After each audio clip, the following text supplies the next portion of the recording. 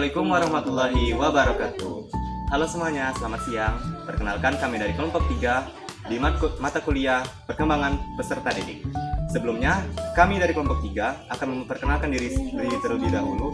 Saya Muhammad Al-Hafiz Sarula bersama rekan saya Ikti Alensa, akan menjelaskan tentang perkembangan fisik seorang peserta didik. Mau tahu apa saja yang akan dibahas? Saksikan di video ini.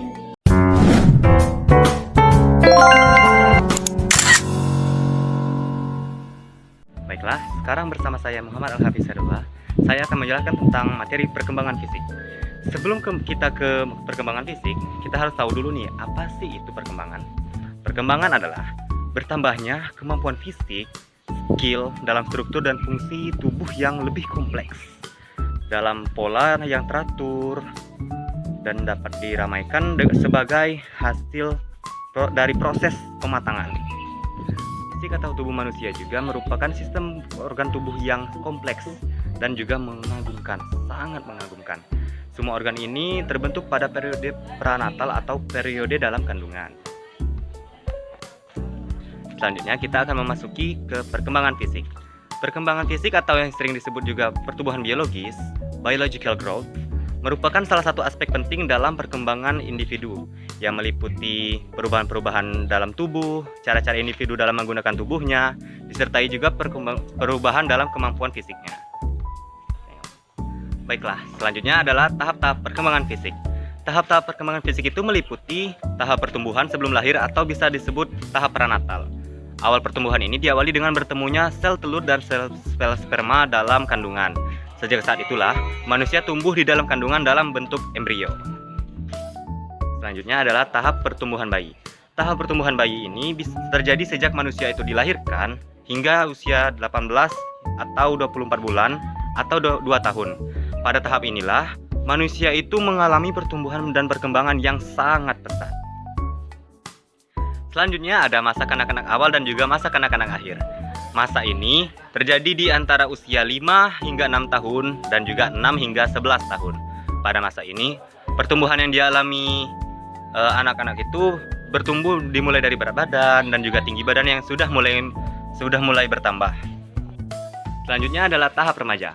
Manusia mulai memasuki tahap remaja ketika dia berusia 10 atau 12 tahun hingga 18 atau 22 tahun. Pada tahap remaja ini, manusia itu mulai memiliki ciri fisik yang berbeda-beda.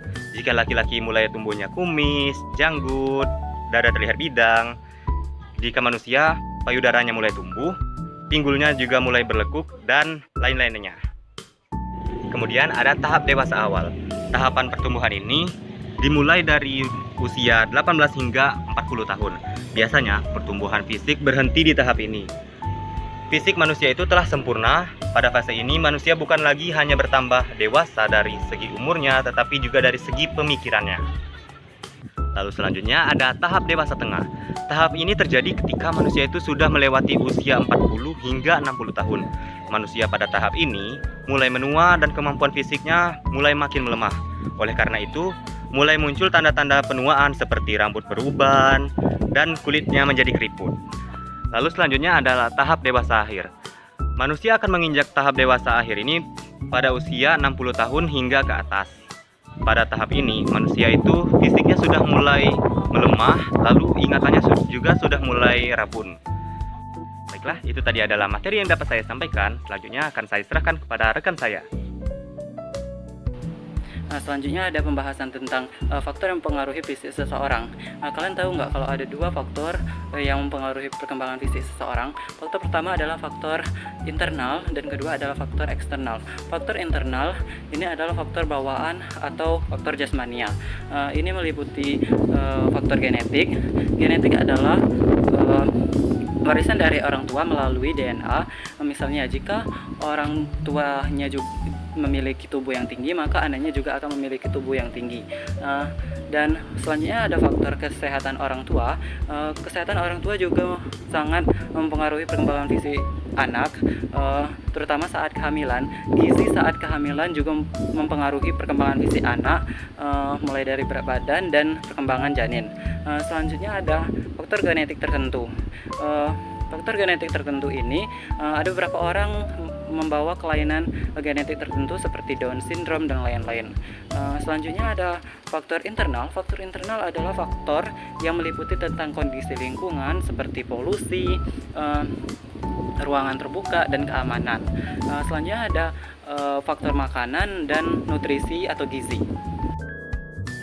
Selanjutnya ada pembahasan tentang masalah dalam perkembangan fisik seseorang. Masalah dalam perkembangan fisik seseorang terbagi menjadi beberapa bagian. Pertama itu ada masalah motorik. Motorik ini terbagi lagi menjadi dua bagian, yaitu motorik halus dan motorik kasar. Motorik kasar adalah motorik keterampilan dalam menggerakkan tubuh secara harmonis seperti berjalan, berlari, dan lain-lain. Masalahnya adalah ketidakmampuan anak dalam mengharmonisasikan gerakan otot motorik sehingga anak belum mampu mengontrol motorik kasarnya. Selanjutnya ada motorik halus. Motorik halus ini adalah keterampilan anak dalam menggerakkan otot-otot jari dan tangannya seperti menggambar, mencoret, dan lain-lain. Masalahnya adalah ketidakmampuan dalam menggerakkan otot tangan dan jarinya sehingga belum mampu melakukan aktivitas kreatif seperti menggambar, mencoret, dan lain-lain. Selanjutnya ada masalah penglihatan. Masalah penglihatan ini sangat mempengaruhi perkembangan fisik seseorang karena dalam penglihatan anak bisa membedakan warna dan bentuk. Selanjutnya ada faktor berbahasa. Faktor berbahasa ini diawali dengan masalah pendengaran dan ketidakmampuan memahami bahasa lisan sehingga anak belum mampu berbicara dengan jelas dan sedikit gagap. Selanjutnya ada masalah pendengaran. Masalah pendengaran bukan berarti anak itu tuli, tetapi anak itu belum mampu membedakan antara bunyi dan suara. Baiklah, itulah pembahasan tentang perkembangan fisik yang bisa kami sampaikan. Terima kasih atas waktunya dan semoga apa yang kami sampaikan bisa berguna untuk kita semua. Kami akhiri. Wassalamualaikum warahmatullahi wabarakatuh.